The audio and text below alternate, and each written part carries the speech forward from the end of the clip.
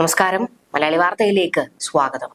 Covid കാലത്തെ PPE kit കൊള്ളയിൽ സർക്കാരിനെതിരെ പുതിയ ആരോപണവുമായി പ്രതിപക്ഷം രംഗത്തെത്തിയിട്ടും മുഖ്യമന്ത്രി അതിനെ പ്രതിരോധിച്ചിട്ടില്ല. കുറഞ്ഞ നിരക്കിൽ PPE കിറ്റ് നൽകാമെന്നേറ്റ് അനിത ടെക്സ്കോട്ട് എന്ന കമ്പനി ആരോഗ്യ വകുപ്പിന് നൽകിയ കത്ത് പ്രതിപക്ഷം പുറത്തുവിട്ടു.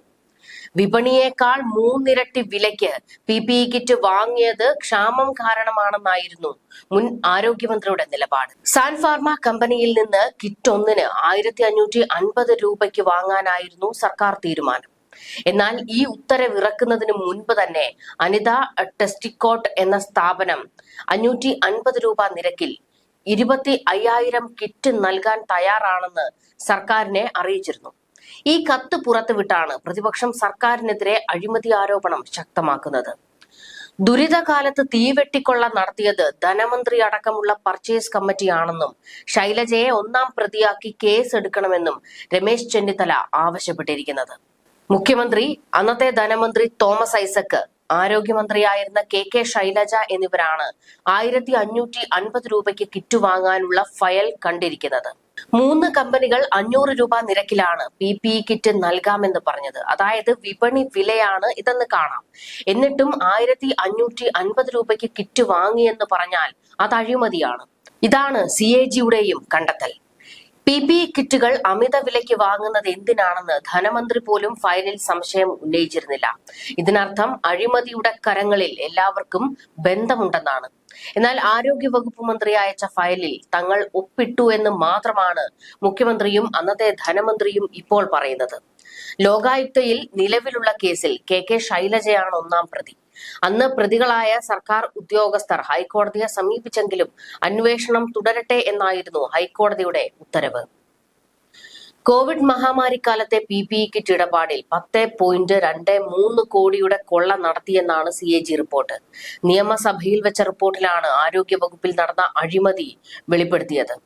കോവിഡ് ഫലപ്രദമായി കൈകാര്യം ചെയ്യുന്നതിനായി സംസ്ഥാനത്ത് ആരോഗ്യ പരിരക്ഷാ സ്ഥാപനങ്ങളെ സജ്ജീകരിക്കുന്നതിന് PPE കിറ്റുകളും N95 മാസ്കുകളും മറ്റ് സാധന സാമഗ്രികളും ഉപകരണങ്ങളും വാങ്ങാൻ KMSCL-ന് സംസ്ഥാന സർക്കാർ 2020 മാർച്ചിൽ പ്രത്യേക അനുമതി നൽകിയത്. അടിയന്തര ആവശ്യങ്ങളുടെയും ലഭ്യത കുറവിന്റെയും പശ്ചാത്തലത്തിൽ ടെൻഡർ, ക്വട്ടേഷൻ ഔപചാരികതകളിൽ നിന്നും ഇളവും അനുവദിച്ചു. അവശ്യ സാധനങ്ങളുടെ വില നിയന്ത്രണം പ്രാബല്യത്തിൽ വരുത്തുന്നതിനായി സർക്കാർ PPE കിറ്റുകളുടെ യൂണിറ്റ് നിരക്ക് 545 രൂപയായി നിശ്ചയിച്ചിരുന്നു. KMSCL-ന്റെ വാണിജ്യ വിഭാഗമായ കാരുണ്യ കമ്മ്യൂണിറ്റി ഫാർമസി വഴി വാങ്ങലുകൾ നടത്താനും അനുമതി നൽകിയിരുന്നു. സാഹചര്യത്തിന്റെ ആവശ്യകതയും നിർണായകതയും അടിസ്ഥാനമാക്കി കോവിഡ് മാനേജ്മെന്റിനായി പർച്ചേസ് ഓർഡറുകൾ നൽകാനും സംസ്ഥാനതല ക്രൈസിസ് മാനേജ്മെന്റ് കമ്മിറ്റിയിൽ തീരുമാനങ്ങൾ എടുത്തിരുന്നു. KMSCL കാരുണ്യ ഡിവിഷനിലേക്കുള്ള 3 സ്ഥിരം വിതരണക്കാർ ഉൾപ്പെടുന്ന 4 സ്ഥാപനങ്ങൾ 2020 മാർച്ചിൽ സർക്കാർ അംഗീകൃത നിരക്കുകൾക്കുള്ളിലോ അതിലും അല്പം അധികമോ ആയ നിരക്കുകളിൽ PPE കിറ്റുകൾ വിതരണം ചെയ്യുന്നതിന് വാഗ്ദാനം ചെയ്തിരുന്നു. എന്നാൽ സാധാരണ വിതരണക്കാരിൽ നിന്നും പ്രാദേശിക വിപണികളിൽ നിന്നും കുറഞ്ഞ വിലയിൽ ഓഫറുകൾ ലഭ്യമായിരുന്നുവെങ്കിലും 2020 മാർച്ച് ഏപ്രിൽ മാസങ്ങളിൽ മുൻപ് വാങ്ങിയിരുന്ന യൂണിറ്റ് നിരക്കിനേക്കാൾ 300% വരെയോ അതിലും ഉയർന്നതോ ആയ നിരക്കിൽ 5 സ്ഥാപനങ്ങളിൽ നിന്നുകൂടി കിറ്റുകൾ വാങ്ങി. ഇതിന്റെ ഫലമായി ഈ കാലയളവിൽ സംഭരിച്ച PPE കിറ്റുകളിന്മേൽ 10.23 കോടിയുടെ അധിക ചെലവുണ്ടായി എന്നാണ് CAG കണ്ടെത്തിയത്. ഈ പശ്ചാത്തലത്തിൽ സംസ്ഥാന സർക്കാർ നിശ്ചയിച്ച യൂണിറ്റ് നിരക്കിന് അടുത്ത് നിൽക്കുന്ന 550-ന് PPE കിറ്റുകൾ വിതരണം ചെയ്യാൻ അനിത ടെക്സ്കോട്ട് പ്രൈവറ്റ് ലിമിറ്റഡ് വാഗ്ദാനം ചെയ്തിരുന്നുവെന്ന് പരിശോധനയിൽ കണ്ടെത്തിയിട്ടുണ്ട്.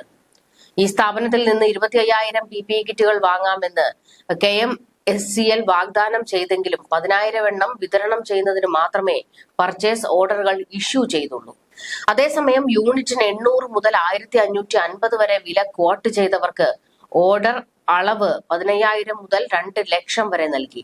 സപ്ലൈ ഓർഡർ ഇഷ്യൂ ചെയ്ത് 18 ദിവസത്തിനുള്ളിൽ ഓർഡർ ചെയ്ത അളവിന്റെ 50% സപ്ലൈ ലഭിച്ചെങ്കിലും ഓർഡർ ചെയ്ത അളവിന്മേലുള്ള വിതരണം കുറവാണെന്ന കാരണം പറഞ്ഞ് 2020 ഏപ്രിൽ 15-ന് സപ്ലൈ ഓർഡർ റദ്ദാക്കി.